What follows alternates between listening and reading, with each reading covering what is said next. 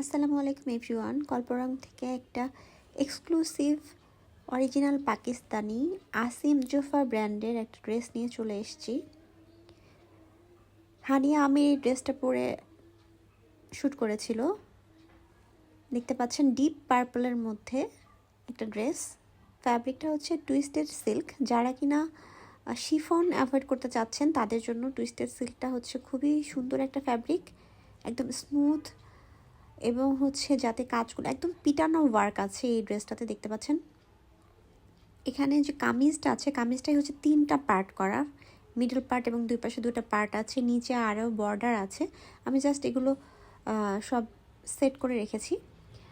খুবই সুন্দর করে জারদুসি ওয়ার্ক করা আছে, সিকোয়েন্স অ্যান্ড এমব্রয়ডারি কাজগুলো এত সুন্দর, যেটা হয় যে আপনার রেপ্লিকাগুলোতে তো সেরকম করে রেপ্লিকা কি হবে যে কোনো কিছুর কপি করা। এটা হচ্ছে অরিজিনাল ড্রেস। আপনারা জাস্ট দেখলেই বুঝতে পারবেন যে এটা আসলে কাজগুলো কত সুন্দর।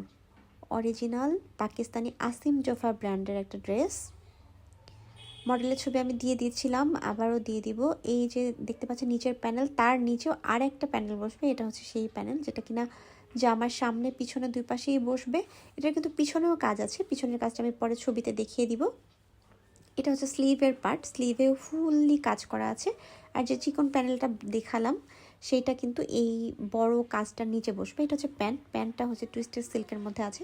কালারটা একটু কম বেশি হচ্ছে, ঠিকমতো ক্যামেরার জন্য বোঝা যাচ্ছে না। এটা হচ্ছে ওড়নাটা, ওড়নাটা হচ্ছে পিওর শিফনের মধ্যে বিশাল একটা ওড়না আছে, যার মধ্যে খুবই সুন্দর করে ড্রেসের মতোই এমব্রয়ডারি অ্যান্ড সিকোয়েন্স ওয়ার্ক করা আছে পুরো ওড়নাটা জুড়ে।